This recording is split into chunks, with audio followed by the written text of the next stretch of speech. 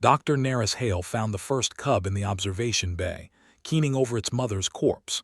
The fungal plague had torn through the research zone in 48 hours.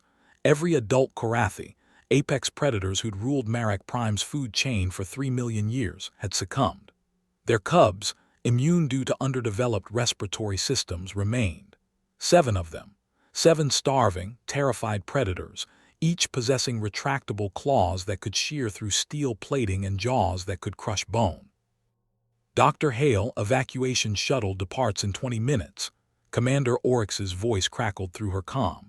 Galactic Council orders full sterilization protocol. Naris looked at the cub. It was the size of a wolf, covered in midnight blue scales that flickered with bioluminescent stress patterns. Its 6 eyes, adapted for hunting in Marak's dense forests, fixed on her with something she recognized. Terror. Loss. The desperate need for someone to make the world make sense again. Negative, Commander, I'm staying. The silence stretched for 3 seconds. Dr. Hale, those are Korathi. Xenobiology reports classify them as one of the deadliest. They're children, Commander, orphan children, and I'm not leaving them to die alone. She cut the connection before he could argue. The next 72 hours blurred together. Naris moved through the station, gathering cubs. Each encounter was a negotiation between predator and prey, where the wrong move meant death. But she'd spent 2 years studying Korathi pack behavior, learning their body language, their vocalizations, the subtle ways they communicated trust. She kept her movements slow, non-threatening. She hummed a low, rhythmic sound that approximated a Korathi comfort call. One by one they came to her. The Galactic Council declared the station a quarantine zone. Supply drops came weekly, automated and remote. Naris stopped listening to their demands for evacuation. She had work to do. Teaching apex predators to hunt was harder than she'd expected. Korathi cubs learned from their parents through demonstration and practice. Naris had to improvise. She studied the adults' preserved hunt recordings, broke down each movement, each strategy. Then she tried to translate those lessons into terms 7 frightened juveniles could understand. She released small maintenance drones for them to chase. She hid food caches throughout the station, forcing them to use their natural tracking abilities. She played recordings of Marak's forest ambience, teaching them to distinguish prey sounds from background noise. And slowly, impossibly, they learned. By the end of month 1, they were coordinating hunts. By month 2, they'd accepted her as pack leader, the one who fed, who protected, who corrected and praised. They slept in a pile around her quarters. They brought her gifts of captured drones, tails wagging, seeking approval. The galaxy thought humans were crazy for domesticating wolves 10,000 years ago. They didn't understand that humans saw pack animals and recognized something of themselves. That humans understood loyalty, hierarchy, family bonds that transcended species. The Korathi understood it too. They just never met another species that spoke their language. On day 87, proximity alarms screamed. Naris pulled up the external feeds.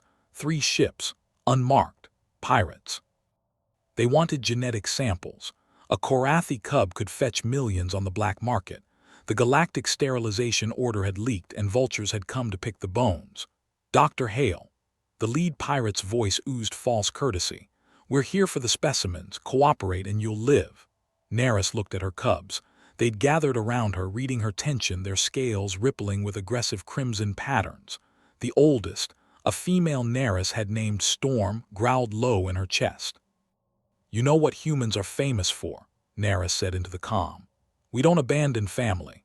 She cut life support to sections 1 through 4, dropped the temperature in the maintenance corridors to near freezing, sealed bulkheads in seemingly random patterns that were anything but random. Then she released her children into the station. Korathi had evolved to hunt in the dense, dark forests of Marak Prime, where visibility was measured in meters and prey could be anywhere. The research station, with its labyrinth of corridors, its shadows and blind corners, was their natural environment. The pirates weren't prey. They were threats to the pack, and the pack knew how to deal with threats. Naris watched through security feeds as her cubs moved like liquid death through the station. They'd learned to open doors, to use access shafts, to coordinate their attacks with the precision of wolves running down elk. The pirates had weapons, advanced armor, combat training. It didn't matter. Storm led two of her siblings in a pincer maneuver, driving pirates into a sealed corridor where the youngest cub, Swift, waited in ambush. Another pair used ventilation shafts to strike from above. The last two hunted as a bonded pair, one drawing attention while the other attacked from behind. They'd learned every tactic Neris had taught them, every strategy they'd practiced with drones and hidden food. But they'd also learned something she hadn't intentionally taught, that family protects family. That the pack mother was worth defending, that intruders threatening their home deserved no mercy.